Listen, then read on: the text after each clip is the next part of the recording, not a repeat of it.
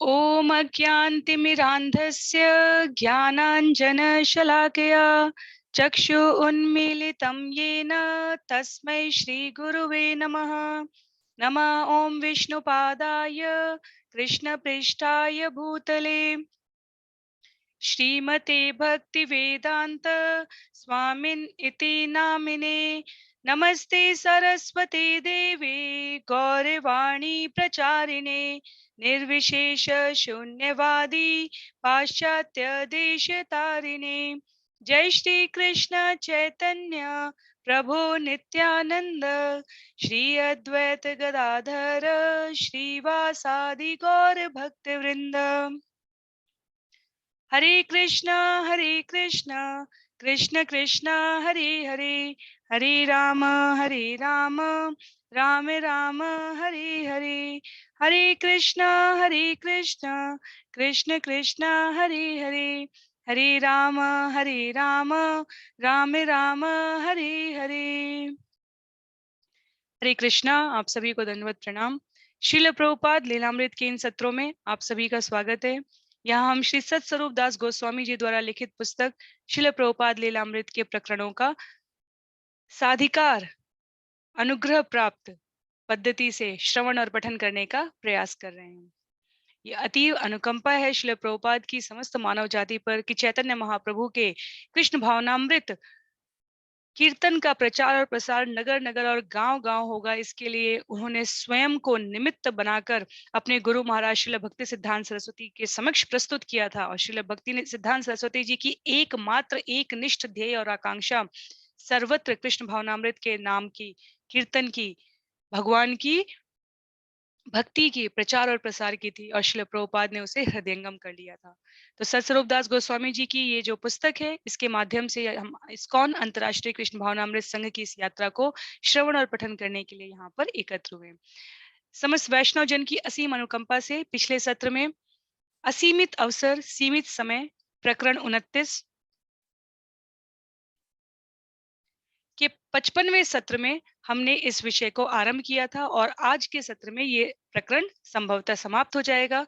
ये प्रकरण में दर्शित किए गए विषय वस्तु घटनाओं का चित्रण इस्कॉन के इतिहास में होने वाली कुछ बहुत महत्वपूर्ण घटनाओं का आरंभ होगा। तो हम देखेंगे किस प्रकार लंदन में जो 3 दंपति कृष्ण भावनामृत के प्रचार के लिए पहुंचे और जो 4 महीने से वहां संघर्ष कर रहे थे एक नियमित स्थान न प्राप्त करने के बारे में, और जिनको श्रील प्रभुपाद अपने पत्रों से निरंतर उत्साहपूर्वक मार्गदर्शन कर रहे थे कि कृष्ण की कृपा होने में बस एक, जिस क्षण उन्हें लग जाएगा कि प्रतिबद्धता है, उस एक क्षण की देर है, कृष्ण की अहेतुकी की कृपा होगी। तो हम जानेंगे कि वो अहेतुकी की कृपा क्या है। किस प्रकार सैन फ्रांसिस्को का तमाल कृष्ण महाराज के बारे में हम सभी अवगत हैं। परम प्रबुद्ध आचार्यों की श्रृंखला में तमाल कृष्ण गोस्वामी महाराज आते हैं। उन्होंने किस प्रकार रथ यात्रा का वहां पर आयोजन किया है। इस क्रम में ये घटनाएं जो ऐतिहासिक हैं इस्कॉन के इतिहास में, उनको हम आज यहाँ पर श्रवण और पठन करेंगे। तो आरंभ करते हैं प्रकरण 29 असीम अवसर सीमित समय। यदि आपके पास अपनी पुस्तकें हैं तो आप श्रवण करते समय वहां से उसको ध्यान केंद्रित करते हुए देख सकते हैं, अन्यथा यहाँ स्क्रीन पर आप सभी के लिए प्रस्तुत किया जा रहा है। आरंभ करते हैं प्रकरण 29 को। जहां हमने समाप्त किया था वहां हमें, यदि ये पंक्तियां स्मरण हो, कि 6 भक्तों के लंदन में कृष्ण भावनामृत की अगुवाई के लिए लंबा संघर्ष चल रहा था। ये लग रहा था श्रील प्रभुपाद इस बात की प्रतीक्षा कर रहे थे कि कब शिष्यों में इस बात का विश्वास आ जाएगा कि वो कुछ भी करने में सक्षम है, जब तक कि उनके अंदर अपने गुरु के प्रति निष्ठा और कृष्ण के प्रति समर्पण है। तो प्रभुपाद को लंदन के अपने शिष्यों से लगातार समाचार मिल रहा था। तो आरंभ करते हैं वहां से पढ़ना। प्रभुपाद को अपने लंदन के 6 शिष्यों से समाचार बराबर मिलते रहे थे। उनके पास धन नहीं था और हर दंपत्ति नगर के विभिन्न भागों में अलग अलग रह रहा था। उन्हें सबसे अधिक प्रेरणा प्रभुपाद के पत्रों से मिलती थी। वे उनके आदेशों को बार बार पढ़ते और उस दिन का सपना देखते रहते जब प्रभुपाद लंदन में उन्हें दर्शन देंगे। यद्यपि सैन फ्रांसिस्को में इन तीनों दंपत्तियों को कृष्ण भावनामृत मात्र एक कौतुक था, इंग्लैंड में यह अधिकाधिक कठिन होता जा रहा था। विदेशी होने के कारण भक्त कोई नौकरी करके वेतन नहीं कमा सकते थे और कुछ परिचितों के अतिरिक्त वे किसी को नहीं जानते थे। यद्यपि वे एक साथ रहने में असमर्थ थे, वे अपना मनोबल और कृष्ण भावनामृत को बनाए रखने की कोशिश कर रहे थे। यमुना स्मरण करती हैं, मुझे एक जमाइकन कोठरी में जाना पड़ा जो एक मकान की सबसे ऊपरी मंजिल पर थी। स्थान भयावह था। दिन प्रतिदिन मैं बैठी रहती और प्रभुपाद द्वारा आए हुए भजन का टेप सुनती रहती। वह बहुत सुंदर टेप था और प्रभुपाद ने हाल में ही उसे लॉस एंजलिस में तैयार कराया था और मैं उनसे प्रार्थना करती, कृपा करके आइए, कृपा करके आइए। मुकुंद स्मरण करते हैं, केवल प्रभुपाद के पत्र थे जो हमें जिंदा रखे थे। प्रभुपाद लिखते और कहते मैं आ रहा हूँ। 2 या 3 बार उन्होंने यह भी लिखा कि मैं मार्च तक आ रहा हूँ और हम उन्हें उत्तर देते और कहते कि पहले हम कोई स्थान पा लेना चाहते हैं। हम सचमुच अनुभव कर रहे थे कि जब तक पहले हम कोई स्थान न पाले, उनका आना ठीक नहीं होगा। उन्होंने मेरी पत्नी को एक पत्र लिखा, मैं मार्च तक आने की योजना बना रहा था लेकिन तुम्हारे पति मुझे अनुमति नहीं दे रहे हैं। मैं क्या कर सकता हूँ? लंदन के भक्तों ने प्रभुपाद को 4 महीनों से नहीं देखा था और अभी भी उनके आने की कोई तिथि निश्चित नहीं थी।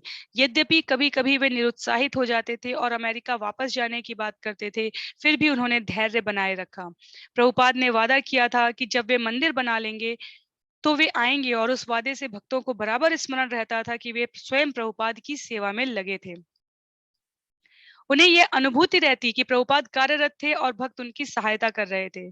उनकी अनुपस्थिति केवल बाहरी थी। अपने आदेशों द्वारा, चाहे वे लिखित हो, मौखिक हो या मन से स्मृत होते हों, प्रभुपाद हमेशा भक्तों के साथ थे। वे लगातार उनका दिशा निर्देश कर रहे थे। लंदन में कृष्ण भावनामृत को लोकप्रिय बनाने के लिए अपनी अनेक योजनाओं का परीक्षण करते हुए श्याम सुंदर ने एक कार्यक्रम आयोजित किया, जिसमें उसने लंदन के बहुत से प्रमुख नागरिकों को आमंत्रित किया। लगभग 100 व्यक्तियों ने श्याम सुंदर का औपचारिक आमंत्रण स्वीकार किया। उनमें पार्लियामेंट का एक सदस्य, कुछ सरकारी अधिकारी थे, पर अधिकतर युवा जन थे। भक्तों ने दावत दी और एक फिल्म दिखाई जिसमें प्रभुपाद गोल्डन गेट पार्क में स्टोव लेक के पास में टहल रहे थे। उस सांध्य कार्यक्रम के लिए प्रभुपाद ने विशेष रूप से एक टेप रिकॉर्डिंग भेजा था। भक्तों ने उसे उस अवसर के विशेष आकर्षण के रूप में प्रस्तुत किया, यद्यपि उसे पहले सुन लेने का उन्हें समय नहीं मिला था। गुरुदास ने टेप चलाना आरंभ किया और अचानक प्रभुपाद की आवाज सुनाई देने लगी। महिलाओं और सज्जनों, कृष्ण भावनामृत की इस सौभाग्यपूर्ण बैठक में भाग लेने के लिए कृपया 1969 वर्ष का मेरा अभिवादन और भगवान श्री कृष्ण का शुभाशीष स्वीकार करें। यद्यपि प्रभुपाद द्वारा यह रिकॉर्ड लॉस एंजलिस के उनके शांत कमरे में टेप कराया गया था, पर अंग्रेजों को कृष्ण भावनामृत का उपदेश देते हुए उनकी प्रत्यक्ष उपस्थिति की अनुभूति करके भक्त आश्चर्यचकित हो गए। भगवान चैतन्य ने हमें अवगत कराया है कि परम श्री भगवान दिव्य ध्वनि तरंगों के रूप में अवतीर्ण हो सकते हैं और इसलिए जब हम हरे कृष्ण मंत्र निरीह भाव से जपते हैं, तो हम तुरंत कृष्ण और उनकी आंतरिक शक्ति के संपर्क में आ जाते हैं। इस प्रकार हम अपने हृदय के तमाम कलुषों से तुरंत मुक्त होकर पवित्र हो जाते हैं। अतिथि विनम्रता पूर्वक बैठे सुनते रहे। जब प्रभुपाद आत्मा के देहांतरण के कारण उसकी पीड़ा की और हरे कृष्णा कृष्ण कृष्ण हरे हरे, हरे राम राम राम हरे हरे का जप करने से उसकी मुक्ति की गाथा सुना रहे थे। कृष्ण भावनामृत दिव्य रंगीनियों और दिव्य आलात से भरा है। जब कहीं भी हो सकता था, सड़क में, पार्क में या घर में। प्रभुपाद ने अपना कथन समाप्त किया। किंतु एकत्र होकर एक साथ बैठने के लिए हमें एक सभा स्थान चाहिए। इसलिए कृष्ण भावनामृत के आंदोलन का एक मंदिर संसार के विविध केंद्रों में स्थापित किए जाने की आवश्यकता है। किसी देश विशेष की संस्कृति, दार्शनिक विचारधारा और धर्म चाहे जो भी हो, कृष्ण भावनामृत ऐसा सार्वभौम और परिपूर्ण है कि इसका प्रभाव हर व्यक्ति पर हो सकता है, उसकी स्थिति चाहे कैसी भी हो। अतः इस सभा में उपस्थित आप सबसे मैं साग्रह अनुरोध करता हूं कि इस महान आंदोलन की सफल परिणति के लिए आप सहयोग प्रदान करें। एक बार सबको फिर धन्यवाद। कुछ देर विराम रहा और तब प्रभुपाद हारमोनियम बजाने और हरे कृष्ण गाने लगे। बाद में वे फिर बोले, मेरे लंदन के शिष्यों ने उत्सुकता पूर्वक प्रार्थना की है कि मैं वहां आऊं और मैं भी आप सबसे मिलने के लिए बहुत आतुर हूं। इसलिए जो ही अवसर मिला, मैं अपने संकीर्तन दल के साथ आऊंगा जो इस समय लॉस एंजलिस में व्यस्त हैं, और आप सबके लिए एक साथ मिलने का वह महान आनंददायक अवसर होगा। बस इस सभा के केवल कुछ सप्ताह बाद ही भक्तों के बारे में पहली बार महत्वपूर्ण विज्ञापन प्रकाशित हुआ। संडे टाइम्स में छहों भक्तों और छोटी बच्ची सरस्वती के चित्र के साथ प्रसिद्ध स्तंभकार एचिकस का लेख निकला। उसमें गुरुदास को यह कहते हुए बताया गया कि हरे कृष्ण ऐसा जप है जो भगवान को तुम्हारी जिह्वा पर नचाने लगता है। रानी एलिजाबेथ का जप करने की कोशिश करो और अंतर देख लो। लेख में अमेरिका से आए धर्मोपदेशक दल के बारे में लिखा था कि वह बहुत भला, कुछ असंसारिक था, किंतु प्रवीण बिल्कुल नहीं था। उनके अवैध यौनाचार और मादक द्रव्य सेवन के त्याग के संबंध में लेख में टिप्पणी थी। आप इसे नीरस समझ सकते हैं, किंतु वे इस त्याग को बहुत महत्व देते हैं और जो चीज उन्हें लोकप्रिय बनाने वाली है वह है उनका कीर्तन।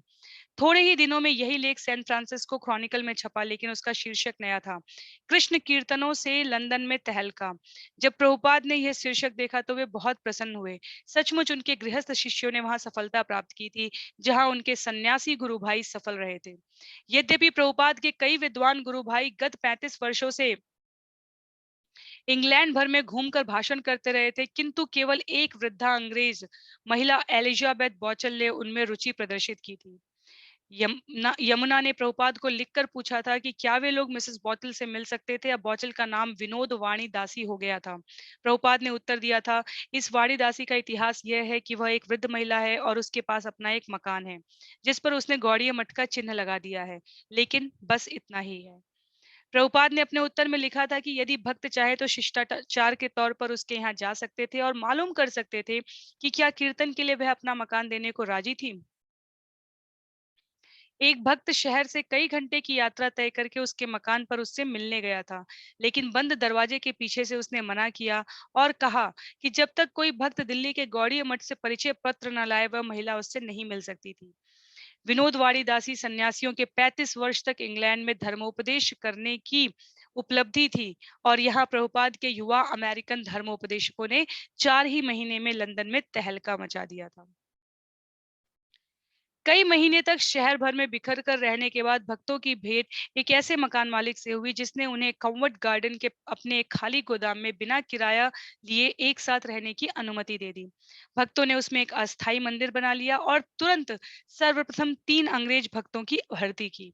नवागंतुक भक्त तुरंत कृष्ण चेतन विधानों का पालन करने लगे, जिनमें धोती पहनना और सिर मुंडा रखना भी सम्मिलित था, और उन्हें ये बातें पसंद आई।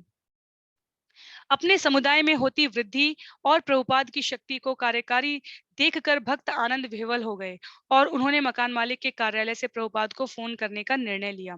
टेलीफोन कॉन्फ्रेंस फोन था और प्रभुपाद की आवाज डेस्क पर रखे छोटे लाउड स्पीकर में से सुनाई देने लगी। भक्त डेस्क की चारों ओर बैठकर उत्कंठा पूर्वक सुनने लगे।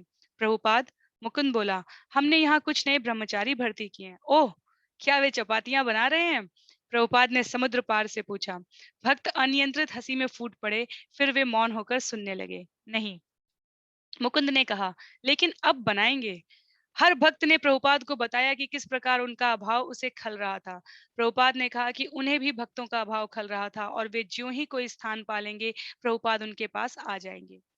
3 महीने तक कंवट गार्डन के माल गोदाम में भक्तों को रहने देने के बाद मकान मालिक ने घोषणा की कि उसे उस स्थान की जरूरत थी और भक्तों को वहां से हटना होगा।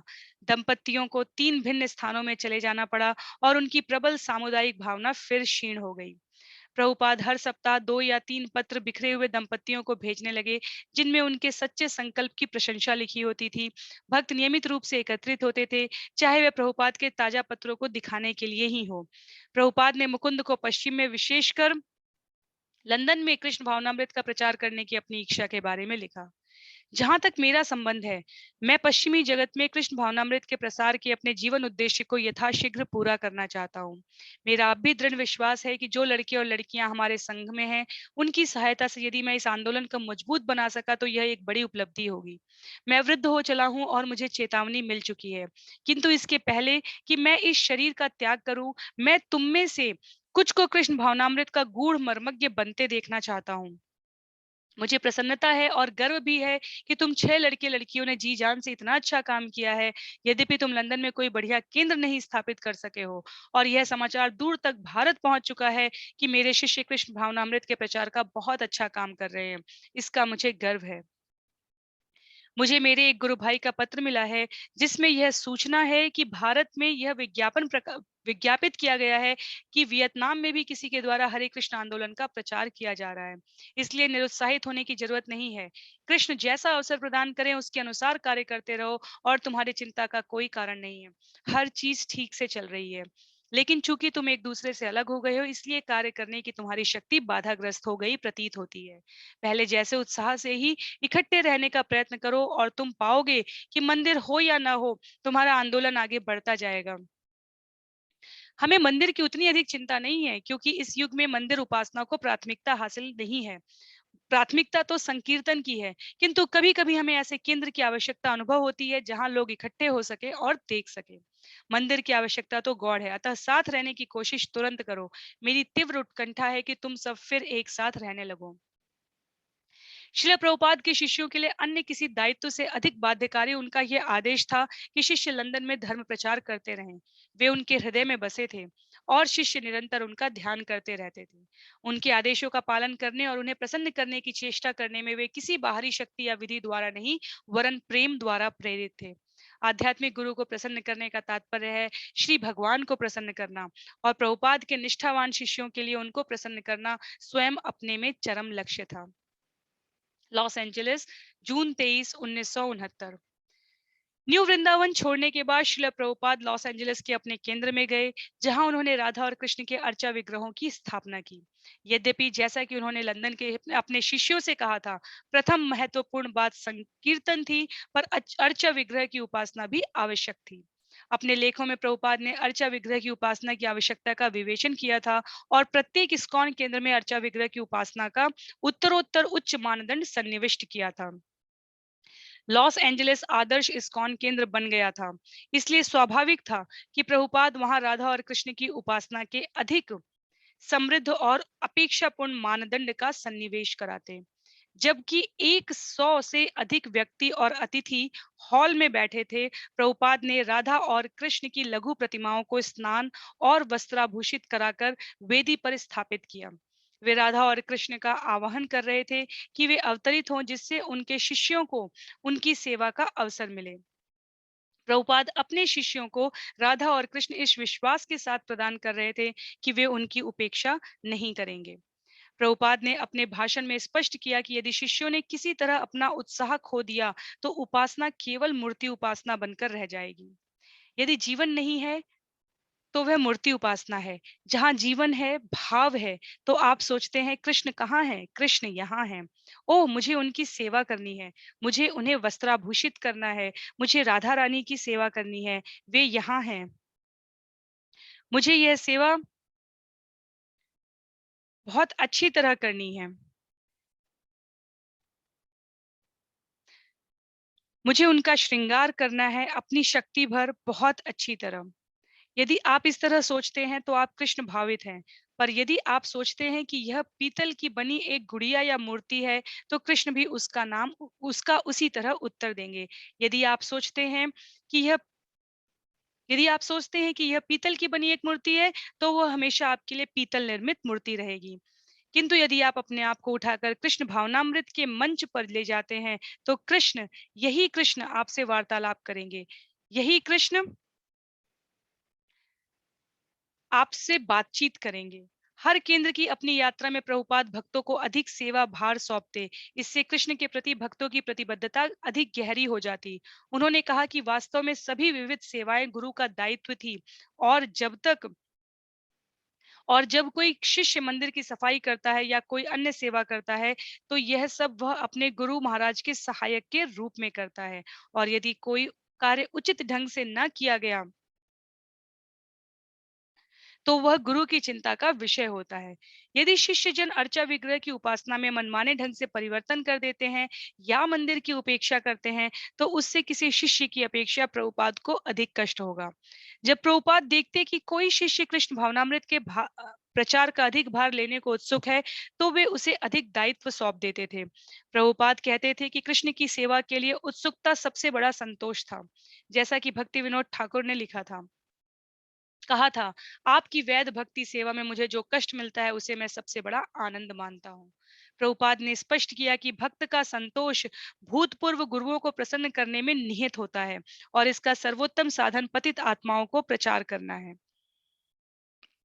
इस कार्य को भक्त जितनी ही अधिक मात्रा में करते हैं, अपने गुरु को वे उतना ही अधिक संतोष देते हैं और अंत में उतना ही अधिक संतोष वे स्वयं अनुभव करते हैं। प्रभुपाद ने कृष्ण और गोपियों का दृष्टांत दिया। जब गोपियां कृष्ण को नृत्य में प्रसन्न करती थी तो कृष्ण मुस्कुराते थे, और जब गोपियां कृष्ण को मुस्कुराते देखती थी तो उनकी प्रसन्नता और सुंदरता में लाखों गुना वृद्धि हो जाती थी। जब कृष्ण गोपियों की बढ़ी हुई सुंदरता देखते थे तो वे और प्रसन्न हो जाते थे, और इस प्रकार गोपियों की प्रसन्नता और सुंदरता और भी बढ़ जाती थी। यह प्रेम पूर्ण प्रतियोगिता अनंत रूप से चलती रहती थी। गुरु महाराज और शिष्यों के बीच व्यवहारों में भी एक प्रकार की प्रेमपूर्ण प्रतियोगिता का भार बना रहता था। प्रत्येक एक दूसरे की सेवा करना चाहता था, दूसरे से सेवा कोई नहीं लेना चाहता था। प्रभुपाद हर इस्कॉन केंद्र में कार्य और जिम्मेदारियां बढ़ा रहे थे, और निष्ठावान शिष्य उन जिम्मेदारियों को लेने के लिए आगे आ रहे थे। इस तरह हर एक शिष्य संतोष अनुभव कर रहा था। यह शुद्ध भक्ति थी, सांसारिक इच्छाओं से मुक्त और कृष्ण सेवा को अर्पित, जैसा कि आध्यात्मिक गुरु और धर्मशास्त्रों का आदेश था। जब प्रभुपाद अपने शिष्यों से कहते कि कृष्ण की सेवा करके वे प्रसन्नता प्राप्त करेंगे, तो वे आनंदातिरेक की अपनी गहरी अनुभूति से ऐसा कहते थे। जब वे किसी मंदिर में कोई अर्चा विग्रह स्थापित करते तो उनका आनंद उनके किसी भी शिष्य से अधिक होता था। गोल्डन गेट पार्क के रथ यात्रा समारोह या अन्य किसी सार्वजनिक प्रचार सभा में वे सबसे अधिक उत्साहित दिखाई देते थे। अपने किसी भी शिष्य की अपेक्षा उनकी अधिक इच्छा होती कि सब लोग मंदिर में आए, कीर्तन करें, नर्तन करें और कृष्ण की अर्चा विग्रह का दर्शन करें। और जब लोग ऐसा करते थे तो वे सबसे अधिक प्रसन्न होते थे, और जब कोई शिष्य विरत हो जाता था तो प्रभुपाद सबसे अधिक अप्रसन्न होते थे। प्रभुपाद मंदिर व्यवस्था के विवरणों से सब अलग थे। वस्तुओं के मूल्य, भक्तों का सर्वसाधारण में कैसा स्वागत होता था, हर शिष्य किस प्रकार आगे बढ़ रहा था, आदि आदि। यद्यपि उनके शिष्य उन्हें सबसे महान वैष्णव और भगवान कृष्ण के घनिष्ठ पार्षद के रूप में देखते थे, तथापि वे जानते थे कि कृष्ण की सेवाओं में उन्हें दिशा बोध देने के लिए उनके गुरु उन्हें सदैव उपलब्ध थे। वे उनके नायक थे, पर वे सदा उनके साथ थे। वे उनके बहुत ऊपर थे, पर वे उनके सन्निकट बने रहते थे। विरले अवसरों पर ही वे उन्हें पीछे छोड़ते जाते थे। जैसे लॉस एंजलिस में श्री अर्चा विग्रह की स्थापना के अवसर पर जब वे रुदन करने और कृष्ण से सीधे वार्तालाप करने लगे थे, कृष्ण मैं अत्यंत बेकार और पतित हूँ, लेकिन मैं यह उपहार आपके लिए लाया हूँ, कृपा करके इसे ग्रहण करें। ऐसे विरले अवसरों के अतिरिक्त प्रभुपाद के शिष्य अनुभव करते कि वे धर्म प्रचार और सेवा में हमेशा उनके साथ थे। सैन फ्रांसिस्को, जुलाई 25, 1969।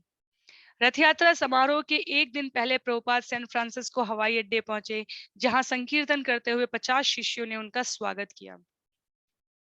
संवाददाता उनकी ओर एक ऐसा प्रश्न लेकर बढ़े जो उनके लिए महत्वपूर्ण और प्रासंगिक था। स्वामी, आपका अमेरिका के मनुष्य से युक्त हाल की चंद्र यात्रा के संबंध में क्या विचार है? मैं आपकी चाटुकारी करूं या सच बताऊं? प्रभुपाद ने पूछा। सच, उन्होंने कहा। यह समय की बर्बादी है, क्योंकि इससे आपको कोई लाभ नहीं यदि आप वहां नहीं रह सकते। इस समय का अधिक अच्छा उपयोग कृष्ण भावनामृत में हो सकता था। हमें इस ब्रह्मांड से परे आध्यात्मिक लोक में जाना जरूरी है, जो शाश्वत है, जन्म मरण जरा और रोग से परे है। सैन फ्रांसिस्को क्रॉनिकल ने एक चित्र और कहानी प्रकाशित की, कानखौस बी में भाव समाधि। रथ यात्रा के दिन हैट स्ट्रीट में ऊंचे रथ के सामने 100 भक्त और 1000 लोगों की भीड़ एकत्रित हुई। जगन्नाथ, सुभद्रा और बलराम के अर्चा विग्रह रथ में अपने उच्च आसन से मुस्कुरा रहे थे। भक्त संगीतकारों का एक दल रथ में बैठा था। उसने अपनी लाउडस्पीकर व्यवस्था की अंतिम जांच की और संकीर्तन प्रारंभ किया। रथ के मध्य में अर्चा विग्रहों के ठीक नीचे एक लाल गद्दीदार व्यास आसन प्रभुपाद के आने की प्रतीक्षा कर रहा था। जब प्रभुपाद की कार पहुंची तो उन्हें भक्तों की आवाजें सुनाई दी, और जब वे कार से बाहर निकले तो उन्होंने देखा कि सभी उनके प्रति सम्मान में नतमस्तक हो रहे थे। हाथ जोड़कर मुस्कुराते हुए उन्होंने उत्साही भक्तों का अभिवादन स्वीकार किया और प्रसन्नता पूर्वक के चारों ओर एकत्रित भीड़ को देखने लगे। रथ की ओर मुड़कर उन्होंने सिंहासन पर आसीन श्री विग्रहों को देखा। ये वही श्री विग्रह थे जिनसे 2 वर्ष पूर्व अमेरिका में रथ यात्रा का शुभारंभ हुआ था। वे बहुत सुंदर परिधान और पुष्पहार धारण किए थे और उनका रथ बहुरंगी पताकाओं और गुलाबी रंग के पुष्पों की मोटी मालाओं से सजाया गया था। रथ यात्रा हर वर्ष उत्तरोत्तर आश्चर्यजनक बनती जा रही थी। जगन्नाथ, सुभद्रा और बलराम के समक्ष प्रभुपाद नतमस्तक हुए और उनके शिष्यों ने भी उनके साथ सिर झुकाया। जब प्रभुपाद रथ पर सवार हो गए तब कीर्तन फिर आरंभ हो गया। दर्जनों स्त्री पुरुष 2 लंबी रस्सियों से रथ को खींचने लगे और वह धीरे धीरे आगे बढ़ने लगा। जब रथ सड़क में धीरे धीरे पार्क की ओर बढ़ रहा था तो प्रभुपाद के ऊपर स्थित अर्चा विग्रहों के मंच पर बाल्टियों में जलते लोबान से सुगंधित धुएं के बादल उठ रहे थे। हमारे पीछे कितने लोग हैं? तमाल कृष्ण की ओर मुड़ते हुए प्रभुपाद ने पूछा। तमाल कृष्ण प्रभुपाद के साथ रथ में बैठा था और कीर्तन करा रहा था। तमाल कृष्ण पीछे मुड़ा और जहां तक उसकी दृष्टि जा सकती थी उसने भीड़ का सिंहावलोकन किया। 5,000 जय जगन्नाथ गाओ, प्रभुपाद ने कहा, और तब तमाल कृष्ण हरे कृष्ण कीर्तन बदलकर जय जगन्नाथ कीर्तन कराने लगा। पूरी शोभा यात्रा में प्रभुपाद शांत बैठे देखते रहे। उनका दाहिना हाथ माला की थैली में था। शोभा यात्रा में सम्मिलित भीड़ में अधिकतर युवा हिप्पी थे, पर उसमें सूट टाई पहने व्यवसायी, बच्चों और परिवार के साथ वयोवृद्ध जन और कुछ आवारा कुत्ते भी थे। एक रविवारी मिश्रित समुदाय। अकस्मात आगे चल रहे भक्त चिल्लाने लगे, रथ रोक दो, रथ रोक दो। आगे सड़क के आर पार एक नीची मेहराब वाला पार्क का पुल था। भक्तों ने 35 फुट ऊंचे रथ को पुल पहुंचने के ठीक पहले किसी तरह रोक दिया। यद्यपि ऐसा लगने लगा था कि शोभा यात्रा एक अप्रत्याशित गतिरोध पर पहुंच गई थी, तब भी कीर्तन बिना रुके चलता रहा। पिछले वर्ष भी शोभा यात्रा इसी मार्ग से संपन्न हुई थी। तब रथ छोटा था और इतने पर भी श्याम सुंदर को ऊपर चढ़कर रथ के शिखर को काटना पड़ा था। पर इस वर्ष नर नारायण ने बंद हो जाने वाला गुंबद बनाया था और ऐसा यंत्र लगाया था जो वितान और ऊपर की संरचना को नीचे कर सकता था। जब प्रभुपाद को इन योजनाओं के बारे में बताया गया था तब उन्होंने पूछा था, क्या तुम लोगों को विश्वास है कि ये यांत्रिक विधियां काम कर देंगी? ऐसा ना हो कि अनर्थ हो जाए। अब वितान को नीचा करने का समय आ गया था और अराल क्रैंक काम नहीं कर रहा था। जब रथ प्रभु पुल के नीचे पहले रुक गया तो कीर्तनकर्ता अधिक संख्या में प्रभुपाद और भगवान जगन्नाथ के समक्ष इकट्ठे हो गए। पुल के नीचे कम से कम 1,000 ध्वनियां एक साथ कीर्तन में सुनाई देने लगी, जिनकी अविश्वसनीय प्रतिध्वनि से वातावरण भर गया। तब प्रभुपाद खड़े हुए, उन्होंने भीड़ की ओर बाहें उठाई और वे नृत्य करने लगे। भावानंद स्मरण करते हैं, हर एक जैसे पागल हो गया हो। इतनी तुमुल ध्वनि हो रही थी कि उस पुल के नीचे खड़े लोगों के कान के पर्दे फट रहे थे। प्रभुपाद रथ पर उछल उछल कर नृत्य कर रहे थे। नर नारायण स्मरण करते हैं, वे नृत्य कर रहे थे और फूल उनके पैरों के नीचे कुचले जा रहे थे। उछल कूद कर जब वे नृत्य में लीन थे तो उनकी माला टूट गई और उससे बिखरकर फूल इधर उधर उड़ने लगे थे। वे ध्यान पूर्वक उछल रहे थे, लगभग मंद गति से चलने के समान। तमाल कृष्ण स्मरण करते हैं, प्रभुपाद ऊपर नीचे उछल कूद रहे थे और उनकी भाव विभोरता देखकर लोग पागल हो रहे थे। वे उछलते रहे और क्रमशः घूमते रहे जब तक वे और जगन्नाथ आमने सामने नहीं हो गए। प्रभुपाद बैठ गए और तब भी रथ आगे नहीं बढ़ा और लोग चिल्ला रहे थे। वे क्या चाहते हैं? प्रभुपाद ने तमाल कृष्ण से पूछा। मैं समझता हूँ कि वे आपको फिर नृत्य करते देखना चाहते हैं, श्रील प्रभुपाद। तमाल कृष्ण ने उत्तर दिया, क्या तुम यही समझते हो? हाँ। तब वे खड़े हो गए और फिर नर्तन करने लगे। उनके सिर पर की सफेद ऊनी टोपी पीछे खिसक गई, उनकी बाहें फैली थी। दाहिना हाथ अब भी माला की थैली पकड़े था। दाएं हाथ की तर्जनी उंगली आगे को बढ़ी थी। उनका लंबा परिधान फहरा रहा था। भावातिरेक पूर्ण कीर्तन और नर्तन चलते रहे। लगभग 15 मिनट के बाद नर नारायण ने अराल क्रैंक ठीक कर लिया और वितान नीचे आ गया। रथ फिर आगे बढ़ा, पुल के पार हुआ और पार्क पहुंचा। अब भीड़ 10,000 पर पहुंच गई थी। यह संख्या पहले के किसी भी कृष्ण भावनामृत उत्सव में शामिल हुए लोगों से कहीं अधिक थी। भवानंद स्मरण करते हैं, रथ यात्रा में शामिल होने वाले बहुत से लोग नशे में थे। हम नशे में नहीं थे, पर हम उनसे ऊंचे थे। हम यह समझ रहे थे, हर एक मुस्कुरा रहा था, हर एक हंस रहा था, हर एक भाव विभोर था, हर एक नृत्य कर रहा था, हर एक कीर्तन कर रहा था। और औरों की अपेक्षा हम ये सब अधिक कर रहे थे। हम अधिक कीर्तन कर रहे थे, अधिक हंस रहे थे, अधिक मुस्कुरा रहे थे और अधिक स्वतंत्रता अनुभव कर रहे थे। हमें सिर मुंडा रखने की स्वतंत्रता थी, धोती पहनने की स्वतंत्रता थी, शंख बजाने की स्वतंत्रता थी, सड़क में चक्कर लगाने और उछलने कूदने की स्वतंत्रता थी। कोई हिप्पी भी जगन्नाथ और उनके रथ से अधिक आगे नहीं जा सकता था, क्योंकि जगन्नाथ से अधिक आगे कोई नहीं देख सकता। हिप्पी अपनी वेशभूषा पहनकर और बालों में पंख लगाकर आए थे, लेकिन जगन्नाथ की तुलना में वे फीके थे। रथ यात्रा का मार्ग सागर तट पर द फैमिली जॉग ऑडिटोरियम नाम की एक नृत्यशाला में समाप्त हुआ। भक्तों ने वहां भोज के लिए प्रसाद की 10,000 प्लेटें तैयार की थी, जिसमें फल का सलाद, सेब की चटनी, हलवा और तरबूज के टुकड़े थे। यद्यपि रथ रुक गया था, पर कीर्तन जारी था। इस बीच प्रभुपाद भीड़ को सभा भवन में ले गए, जिसकी साज सज्जा युक्त नृत्यशाला में भक्तों ने एक अस्थाई मंच और वेदी का निर्माण किया हुआ था। भगवान चैतन्य के विस्तृत रेशमी पर्दे से हाल का तिब्बती शैली का मंडल आच्छादित था, और मंच पर भगवान विष्णु और श्रील भक्ति सिद्धांत सरस्वती के चित्र रखे थे।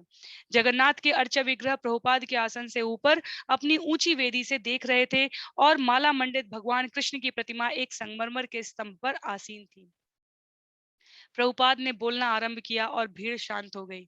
उन्होंने नरोत्तम दास ठाकुर के एक गीत को उद्धृत किया। मेरे प्रिय भगवान चैतन्य, मुझ पर कृपा कीजिए। मेरे लिए आपके समान कृपालु दूसरा नहीं है।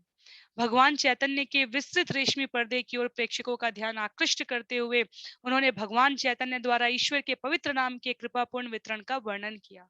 उन्होंने कहा कि भगवान चैतन्य का उपदेश वही है जो भगवान कृष्ण का भगवत गीता में है। मेरी प्रिय संतानों, सांसारिक जीवन की इस घृणित अवस्था में दुख मत भोगो, मेरे पास वापस आओ, अपने धाम को वापस लौटो, सच्चित आनंदमय जीवन का उपभोग करो। प्रभुपाद ने कृष्ण भावनामृत की सरलता का वर्णन किया। भगवान चैतन्य ने 500 वर्ष पूर्व भगवत गीता के सीधे सिद्धांतों की स्थापना के लिए अवतार लिया था। उन्होंने प्रदर्शित किया था कि यदि आप धर्म की प्रक्रिया को नहीं भी समझते, तो आप मात्र हरे कृष्णा कृष्ण कृष्णा हरे हरे, हरे राम राम राम हरे हरे का जप करें। परिणाम व्यवहारिक होंगे। उदाहरण के लिए, जब हम हरे कृष्ण कीर्तन करते थे, तो यहाँ उपस्थित सभी लोग उसमें सम्मिलित हो रहे थे। परंतु अब जब मैं दार्शनिक विषय पर बोलने लगा हूं, तो कुछ लोग जाने लगे हैं। ये बहुत व्यवहारिक है। हरे कृष्ण मंत्र इतना सम्मोहनकारी है कि कोई भी किसी भी दशा में उसमें भाग ले सकता है, और यदि वह कीर्तन करता रहता है, तो धीरे धीरे कृष्ण के प्रति उसका सुषुप्त प्रेम जागृत हो जाएगा। यह बहुत सरल है। हम हर एक से प्रार्थना कर रहे हैं कि वह हरे कृष्ण मंत्र जपे और प्रसाद ग्रहण करे। जब आप जप करके थक जाएं, तो प्रसाद तैयार है। आप प्रसाद तुरंत भी ले सकते हैं। और यदि आप नृत्य करते हैं, तो आपका सारा शारीरिक आभास कृष्णमय हो जाता है, और इस सरल प्रक्रिया में योगाभ्यास की सारी प्रक्रियाएं समाहित हैं। अतः कीर्तन कीजिए, नृत्य कीजिए, प्रसाद लीजिए। यदि आप पहले इस दर्शन को नहीं भी सुनते हैं, तो भी इसका असर होगा, और आप परिपूर्णता के उच्चतम मंच पर पहुंच जाएंगे। तो इस प्रकार से ये रथ यात्रा का वर्णन यहाँ पर रोकते हुए सर स्वरूपदास गोस्वामी जी अब लंदन के भक्तों की ओर ध्यान आकर्षित कराते हुए वर्णन करते हैं। लंदन के भक्तों के लिए संघर्ष के शीतकाल के बीच एक सौभाग्यपूर्ण विश्राम आया। उनकी भेंट बीटलों के सुप्रसिद्ध बीटल जॉर्ज हैरिसन से हुई। बहुत समय से भक्त उपाय सोचने में लगे थे कि बीटलों से हरे कृष्ण कीर्तन कराया जाए। बीटलों के एप्पल रिकॉर्ड्स स्टूडियो को उन्होंने एक बार सेव की एक पाई भेजी थी, जिस पर हरे कृष्ण लिखा था। दूसरी बार उन्होंने उन्हें एक वायु पूरित चलायमान सेव भेजा, जिस पर हरे कृष्ण मंत्र अंकित था। उन्होंने अपने एक कीर्तन का टेप भी भेजा था, लेकिन एप्पल रिकॉर्ड से उन्हें निर्धारित अस्वीकार पत्र प्राप्त हुआ। उन्हें यह कृष्ण की विशेष व्यवस्था का परिणाम प्रतीत हुआ, जब श्याम सुंदर की भेंट अकस्मात संसार के सर्वाधिक अभिलाषित सुप्रसिद्ध बीटल जॉर्ज हैरिसन से हुई। एप्पल रिकॉर्ड्स के भीड़ से भरे कमरे में घुटे हुए सिर वाला और केसरिया पहने श्याम सुंदर इस आशा में बैठा था कि उसे बीटलों से संबंधित किसी एक से कुछ बात करने का अवसर मिल जाए। तभी जॉर्ज किसी सभा से निकलकर सीढ़ियों से नीचे आया। जब वह कमरे में प्रविष्ट हुआ, तो उसने श्याम सुंदर को देखा। वह चलकर उसके पास पहुंचा और उसके पास बैठकर बोला, तुम कहाँ थे? हरे कृष्ण के लोगों से मिलने के लिए मैं 2-3 वर्षों से कोशिश करता रहा हूँ। श्याम सुंदर और जॉर्ज 1 घंटे तक बातें करते रहे, जबकि अन्य लोग उनके इर्द गिर्द मंडराते रहे। मैं सचमुच तुम लोगों से मिलने की कोशिश करता रहा हूँ, जॉर्ज ने कहा। तुम मेरे स्थान पर कल क्यों नहीं आते? अगले दिन श्याम सुंदर दोपहर के खाने के लिए जॉर्ज के यहाँ गया। वहां अन्य बीटलों से भी मिला, जैसे Ringo Starr, John Lennon, Paul McCartney आदि। हर एक ने प्रश्न पूछे, लेकिन जॉर्ज ने विशेष अभिरुचि दिखाई। जॉर्ज बताते हैं, मेरे पास हरे कृष्ण एल्बम की एक प्रति थी जिसमें श्रील प्रभुपाद भक्तों के साथ हरे कृष्ण का गायन कर रहे थे। मेरे पास यह रिकॉर्ड कम से कम 2 वर्ष रहा। जब यह तैयार हुआ था तभी मैंने इसे प्राप्त कर लिया था। मेरी उसमें रुचि थी। ऐसी चीजें आकृष्ट करती हैं, इसलिए मैं उसे कई बार बजाया करता था। मैं हरे कृष्ण मंत्र का जप श्याम सुंदर, गुरुदास और मुकुंद से मिलने के बहुत पहले से करता आ रहा था। हरे कृष्ण मंत्र सुनकर मुझे प्रसन्नता हुई और रिकॉर्ड की एक प्रति मेरे पास है। और मैं प्रभुपाद के बारे में जानता था, क्योंकि उस एल्बम पर अंकित सभी टिप्पणियां मैंने पढ़ी थी। भारत हो आने के कारण मैं उनके मुंडित सिर और वेशभूषा के ढंग से बता सकता था कि वे भक्त कहाँ से आए थे। मैंने उन्हें लॉस एंजलिस और न्यूयॉर्क की सड़कों में देखा था। बहुत सी पुस्तकें पढ़ने और योगियों की खोज में रहने के कारण भक्तों के विषय में मेरी धारणा अन्य लोगों जैसी नहीं थी, जो समझते हैं कि सभी भक्त पाजामा पहने हुए किसी पागल खाने से भाग निकले हैं। नहीं, मुझे उनके बारे में सही पता था। मैं जानता था कि वे गंभीर लोग हैं, अन्य संप्रदायों से अधिक कठोर जीवन बिताने वाले, जैसे कॉफी, चॉकलेट या चाय जैसी चीजों के बिना। श्याम सुंदर जॉर्ज से नियमित रूप से मिलता रहा और वे शीघ्र ही मित्र बन गए। जॉर्ज, जो महर्षि महेश योगी द्वारा सिखाए गए एक मंत्र का अभ्यास कर रहा था, पहली बार भक्ति योग और वैदिक दर्शन के बारे में सुनने लगा। वह उन्मुक्त भाव से श्याम सुंदर, गुरुदास और मुकुंद से अपनी आध्यात्मिक पिपासा और कर्म की अनुभूतियों के बारे में बात करने लगा। जॉर्ज बताते हैं, एक योगी ने, जिसे मैं भारत में मिला था, कहा था, तुम सचमुच भाग्यवान हो। तुम्हारे पास युवावस्था, यश, वैभव, स्वास्थ्य सब कुछ है, पर यही तुम्हारे लिए पर्याप्त नहीं है। तुम किसी और वस्तु के बारे में जानना चाहते हो। अधिकतर लोग उस बिंदु तक भी नहीं पहुंचते जहां उन्हें अनुभव हो कि दीवार के पार भी कुछ है। वे उस दीवार की चोटी पर पहुंचने की कोशिश केवल इसलिए करते हैं कि वे अच्छी तरह खा सकें, एक अच्छे मकान में रह सकें और सुखपूर्वक जीवन बिता सकें। किंतु सौभाग्य से ये सब वस्तुएं मुझे बहुत पहले प्राप्त हो गई थी, जिससे मैं यह अनुभव कर सका कि जीवन में कुछ और भी है। अधिकतर लोग तो उन सांसारिक वस्तुओं को प्राप्त करने के प्रयत्न में ही थक जाते हैं। 1967 में 1967 में हैट एशबरी की यात्रा करने के बाद जॉर्ज एलएसडी संस्कृति को आरंभ करने के लिए अपने आप को अपराधी अनुभव करने लगा था। उसकी धारणा थी कि हैट एशबरी के हिप्पी सृजनशील कारीगर थे, लेकिन जब वह उन्हें नशे में धुत, गंदे और हताश देखता था, बोवरी के वेस्ट कोस्ट विस्तार के रूप में, तो वह अपने आप को इसके लिए अंशतः जिम्मेदार मानता था। उसने निश्चय किया कि वह अपनी प्रभावशाली स्थिति का प्रयोग मनोतरंग और यौनाचार बढ़ाने की अपेक्षा अच्छी चीज को बढ़ावा देने के निमित्त गीत लिखने और उन्हें गाने में करेगा।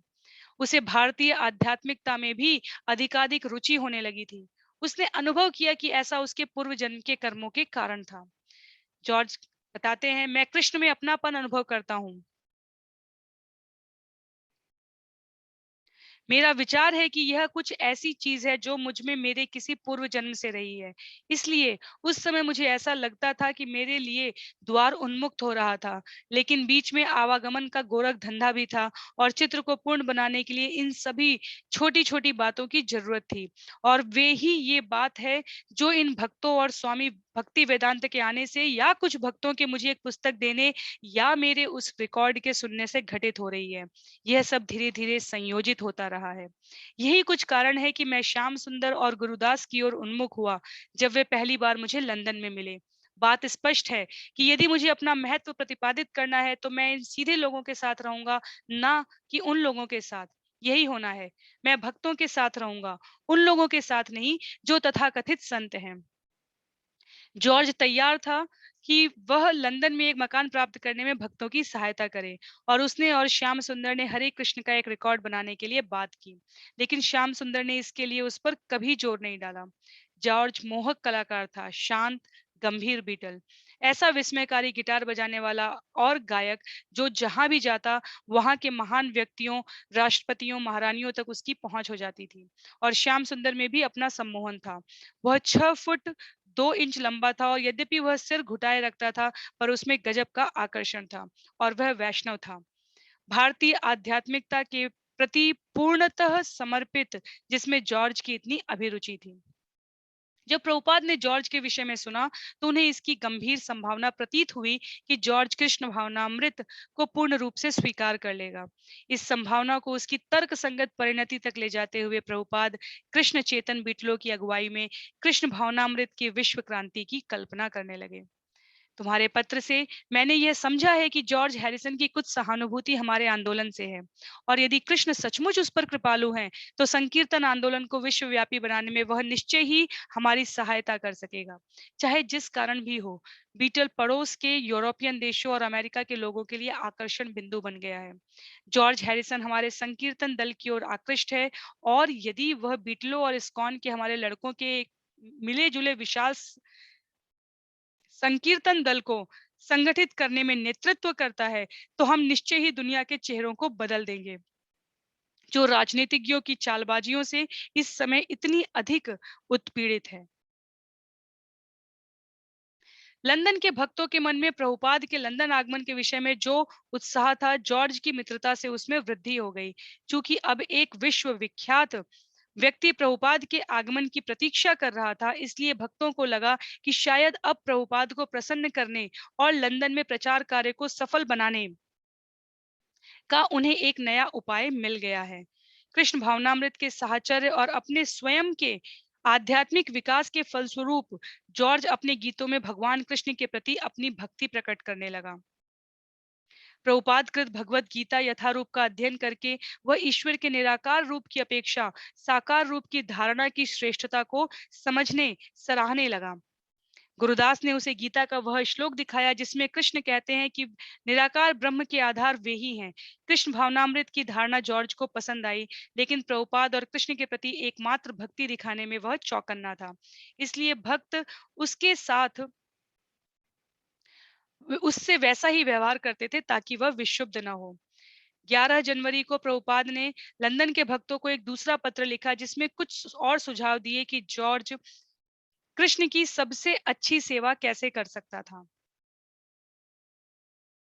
मुझे प्रसन्नता है कि जॉर्ज भगवान जिसकी हमने अब तक उपेक्षा की जैसे गीत रच रहा है, वह बहुत विचारशील है।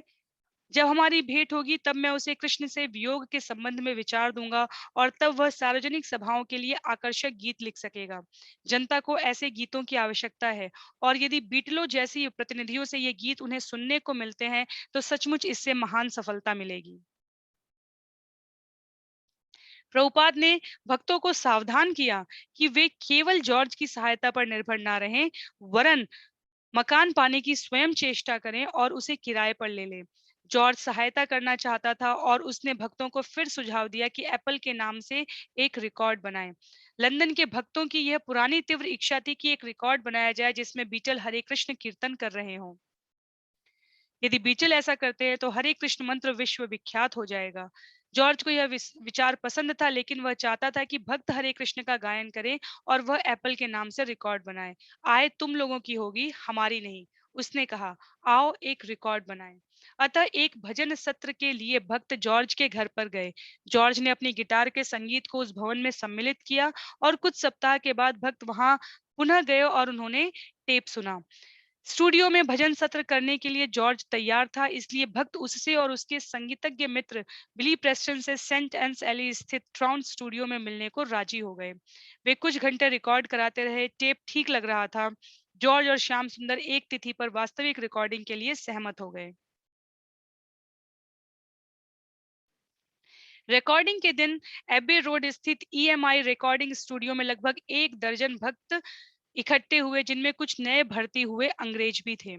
जब भक्तों का पहला दल जॉर्ज की मर्सिडीज गाड़ी में स्टूडियो पर पहुंचा, तो किशोरों का एक समूह रॉक संगीतज्ञ हेयर द्वारा प्रचारित प्रसिद्ध धुन में हरे कृष्ण गाने लगा। रिकॉर्ड करने वाले यंत्रविदों के सिर पर यमुना वैष्णव तिलक लगाने लगी। इस बीच मालती प्रसाद से भरी पिकनिक की टोकरियां खोलने लगी जो वह अपने साथ लाई थी, और कुछ अन्य भक्त कृष्ण के चित्र लगाने और लोबान जलाने लगे। स्टूडियो कृष्णमय हो गया। पाल मकर्टनी और उसकी पत्नी लिंडा नियंत्रण यंत्र का संचालन करने लगे, और रिकॉर्डिंग सत्र आरंभ हो गया। हर एक ने तेजी से काम किया, और 45 आरपीएम रिकॉर्ड की एक साइड करीब 1 घंटे में तैयार हो गई। जॉर्ज ने ऑर्गन बाजा बजाया, जबकि मुकुंद मृदंग बजा रहा था। यमुना ने टेक गाई, और श्याम सुंदर ने उसका साथ दिया, और अन्य ध्वनियां मिलकर समवेत गान की सृष्टि कर रही थी। सब कुछ ठीक बने, इसके लिए हर एक का ध्यान प्रभुपाद पर केंद्रित था, और हर एक आध्यात्मिक शक्ति के लिए प्रार्थना कर रहा था। चौथी बार में सब कुछ ठीक हो गया। अंत में मालती ने स्वयं स्फूर्त रूप से घंटा बजाकर समाप्ति की। तब उन्होंने रिकॉर्ड की दूसरी साइड पर श्रील प्रभुपाद, भगवान चैतन्य और उनके पार्षदों और 6 गोस्वामियों के प्रति प्रार्थनाएं टेप की। बाद में जॉर्ज ने बास गिटार और अन्य ध्वनियां बीच में जोड़ी। भक्तों, अभियंताओं, हर एक को यह बहुत अच्छा लगा। यह बड़ी चीज होने जा रही है, जॉर्ज ने वादा किया। जब रिकॉर्ड बनने लगे तो भक्त अपने नियमित कार्य पर लौट गए। वे अब भी अलग अलग रह रहे थे। प्रभुपाद ने अपने आने का समय सितंबर के शुरू में निश्चित किया। उन्होंने लिखा कि वे हैम्बर्ग जाएंगे, तब लंदन आएंगे, वहां मंदिर हो या ना हो। चमत्कार यह हुआ कि प्रभुपाद के आने के 2 महीने पहले ही सब कुछ ठीक होने लग गया। गुरुदास की भेंट ब्रिटिश म्यूजियम के निकट बरी प्लेस के एक मकान के एजेंट से हो गई, जिसमें तुरंत भक्त तुरंत जाकर रह सकते थे। आदर्श स्थान, 41 पौंड प्रति सप्ताह किराया, तुरंत कब्जा, सब कुछ आश्चर्यजनक था। मुकुंद ने प्रभुपाद को रकम के लिए लिखा, जिससे अविलंब नगद भुगतान किया जा सके। प्रभुपाद राजी हो गए। श्याम सुंदर ने जॉर्ज से एप्पल कॉरपोरेशन लिमिटेड के लेटर हेड पर एक पत्र प्राप्त किया कि यदि भक्तों से किराया ना मिला तो एप्पल उसकी गारंटी लेगा। 1 सप्ताह के अंदर भक्तों को लंदन के मध्य में एक 5 मंजिला मकान मिल गया। किंतु जब भक्त बड़ी प्लेस के अपने नए केंद्र में रहने के लिए गए तो नगर के अधिकारियों ने कहा कि उनके पास अधिवास की वैध अनुमति नहीं थी। इस लाल फीताशाही में सप्ताहों, यहाँ तक कि महीनों लग सकते थे। भक्तजन फिर एक साथ रहने और पूजा करने के स्थान से विहीन हो गए। पर श्याम सुंदर को विश्वास था कि हर चीज ठीक हो जाएगी।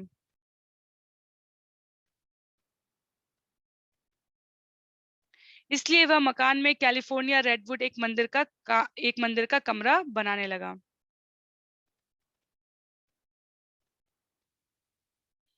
तब जॉन लेनन ने श्याम सुंदर से कहा कि वह भक्त उसके साथ चिचिनहर्स्ट में रह सकते थे। यह एस्कॉट के निकट विशाल भू संपत्ति थी, जिसे उसने हाल में ही खरीदा था। उसमें कुछ मरम्मत की जरूरत थी और यदि भक्त इसमें सहायता कर सके तो वह रहने के लिए उन्हें स्थान दे देगा। क्या हमारे गुरु भी वहां रह सकते हैं? श्याम सुंदर ने पूछा। जॉन राजी हो गया और भक्त जॉन के इलाके में जाकर नौकरों के पुराने कमरे में रहने लगे। प्रभुपाद के पहुंचने के केवल कुछ सप्ताह पहले हरे कृष्ण मंत्र रिकॉर्ड का विमोचन हुआ। एप्पल रिकॉर्ड्स ने उसकी बिक्री बढ़ाने के लिए एक आयोजन किया और संवाददाताओं और फोटोग्राफरों को एक बहुरंगीय बस में बैठाकर एक नीले श्वेत मंडप में लाया गया, जहां जॉर्ज के साथ एक भक्तजन एकत्रित हुए थे। पहले दिन रिकॉर्ड की 70,000 प्रतियां बिकी। कुछ ही सप्ताह के अंदर भक्तजन टॉप ऑफ द पॉप्स नामक लोकप्रिय टीवी कार्यक्रम में शामिल सम्मिलित हुए, अपने गीत का गायन करते हुए। जॉर्ज लेनन की भूमि में, जिस पर पहले कैडबरी परिवार का स्वामित्व था, 76 एकड़ घास का मैदान और जंगल था।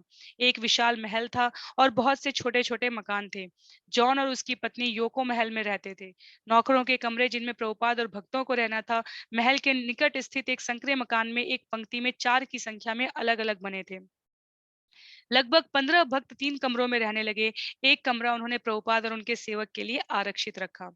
जॉन चाहता था कि भक्तजन मुख्य भवन से सख्त लकड़ी की दीवारों और फर्शों को निकाल दें और उनके स्थान पर नई दीवारें बना दें और फर्शों पर काले श्वेत संगमरमर की टाइलें लगा दें।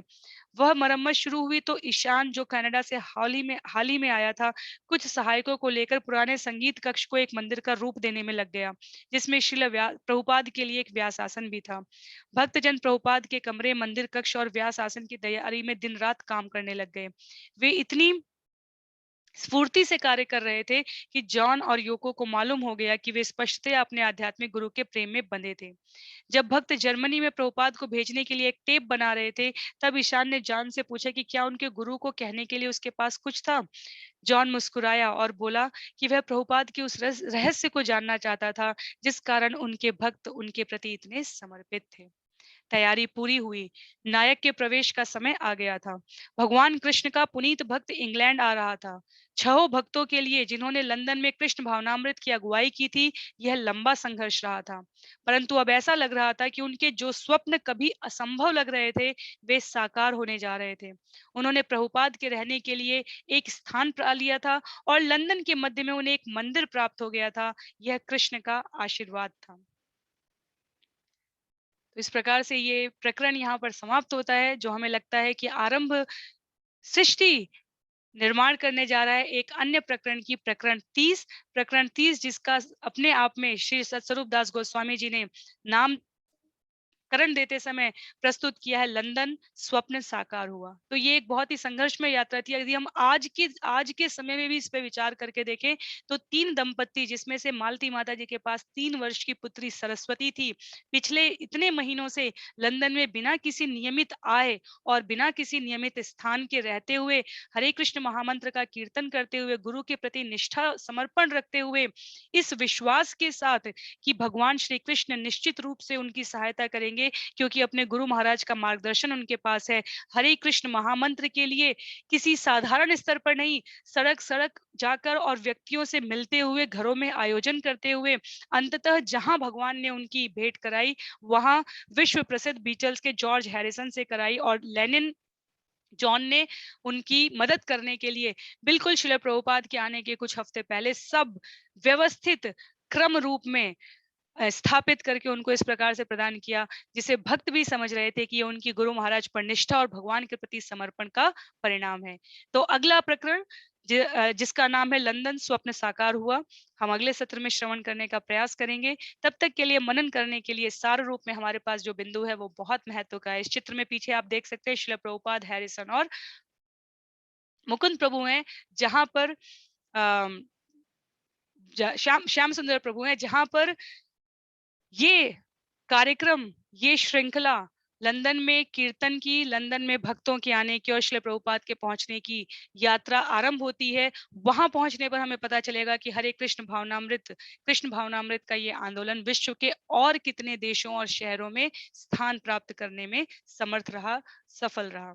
तो आज के लिए सत्र को यहीं पर समाप्त करेंगे। सार हमारे लिए वही है, जब भगवान की कृपा, हरिनाम के जप और गुरु के वचनों में निष्ठा पर हम आश्रित हो जाते हैं, तो मार्ग स्वयं हम निमित्त रूप में स्वयं को प्रस्तुत करते हैं, और मार्ग स्वयं गुरु और भगवान की कृपा से हमारे हृदय में प्रदीप्त हो उठता है।